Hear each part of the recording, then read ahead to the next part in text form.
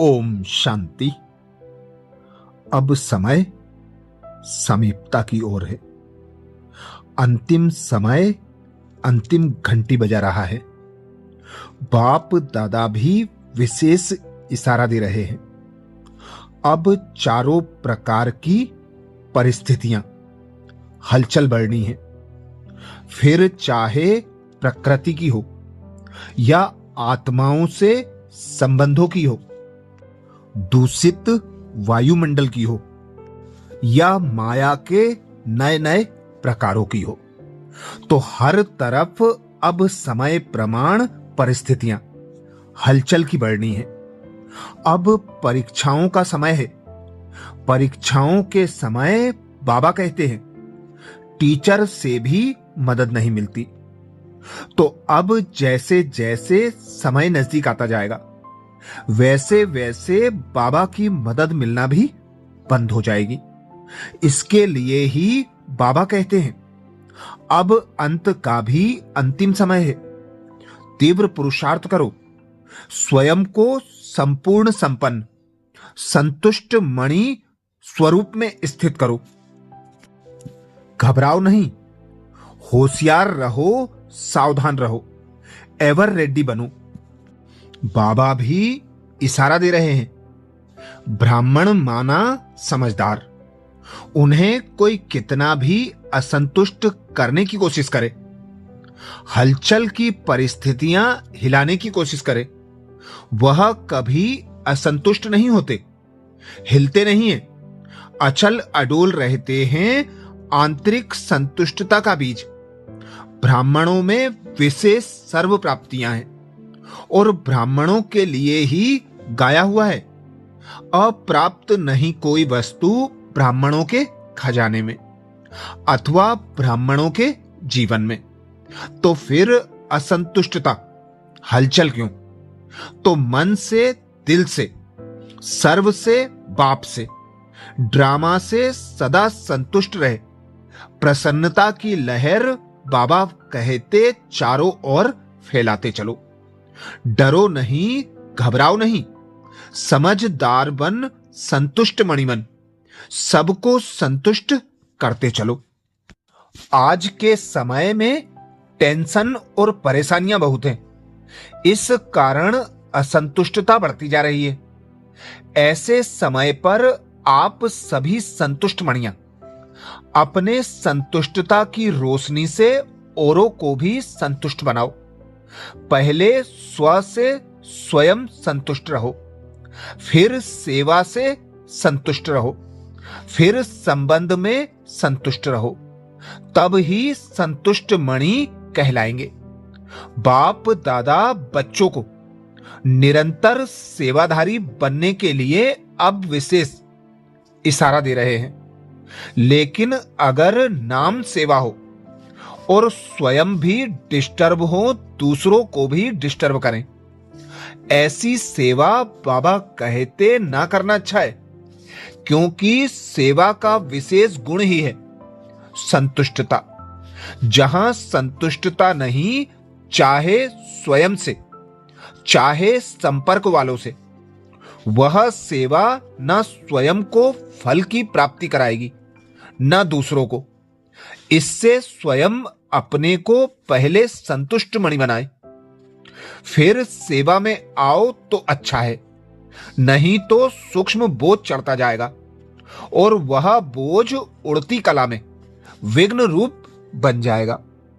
अब समय प्रमाण संगम युग के श्रेष्ठ समय के श्रेष्ठ जीवन ब्राह्मण जीवन की स्मृति रहे। ब्राह्मण अर्थात समझदार, वे सदा स्वयं भी संतुष्ट रहेंगे और दूसरों को भी संतुष्ट करते रहेंगे। अगर दूसरे के असंतुष्ट करने से असंतुष्ट होते तो संगम युगी ब्राह्मण जीवन का सुख नहीं ले सकते। शक्ति स्वरूप बन दूसरों के वायुमंडल से स्वयं को किनारे कर लेना अर्थात अपने को सेव कर लेना, यही साधन है इस लक्ष्य को प्राप्त करने का। अब समय प्रमाण अनेक विघ्न आना है परिस्थितियां आना है।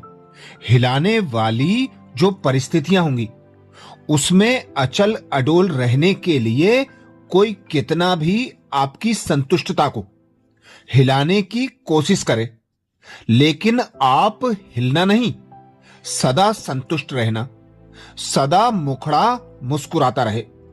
कैसी भी हिलाने वाली परिस्थिति ऐसे ही अनुभव हो जैसे पपेट अर्थात कठपुतली का शो देख रहे हैं। माया का व प्रकृति का यह भी एक शो है। उसे साक्षी स्थिति में सदा संतुष्टता के स्वरूप में अपनी शान में रहते हुए देखो। संतुष्ट मणि हूं, संतोषी आत्मा हूं, यह है संगम का श्रेष्ठ शान। सदा हर परिस्थिति में परिस्थिति बदले लेकिन स्थिति नहीं बदले। स्थिति सदा खजानों से संपन्न और संतुष्ट रहे तो परिस्थिति आएगी और चली जाएगी। परिस्थिति की क्या शक्ति है जो आपकी संतुष्टता को ले जाए? परिस्थिति का खेल भले देखो, लेकिन साक्षी बन संतुष्टता की सीट पर बैठकर देखो। अब समय फाइनल पेपर का है। इस फाइनल पढ़ाई में बाप दादा कहते हैं हर एक बच्चे को 3 सर्टिफिकेट लेने हैं। एक स्वयं से संतुष्ट, दूसरा बाप दादा द्वारा सर्टिफिकेट, और तीसरा परिवार के संबंध संपर्क में आने वालों द्वारा सर्टिफिकेट। परिवार में जितने ब्राह्मण संतुष्ट हैं उतने ही भक्त भी आपकी पूजा संतुष्टता से करेंगे। काम चलाऊ नहीं, दिल से करेंगे। यह संगम युग है ही संतुष्टता का युग। तो संतुष्ट रहो और सबको संतुष्ट करो। आपस में कभी कोई खिटपिट ना हो, क्योंकि माला बनती है संबंध से। अगर दाने का दाने से संपर्क नहीं होगा तो माला नहीं बन सकती। तो माला के मणके हैं, इसलिए संबंध संपर्क में भी सदा संतुष्ट रहना और संतुष्ट करना। आप सभी परिवार वाले हो। परिवार का अर्थ ही है संतुष्ट रहना और संतुष्ट करना। तो अब अंतिम समय प्रमाण। बाप दादा यही अटेंशन दिलाते हैं। अब मास्टर रचयिता बन अपनी रचना को शुभ भावना से व शुभ चिंतक बन भिखारियों को उनकी मांग प्रमाण संतुष्ट करो। अब महादानी और वरदानी बनो, तब सर्व को संतुष्ट कर सकेंगे।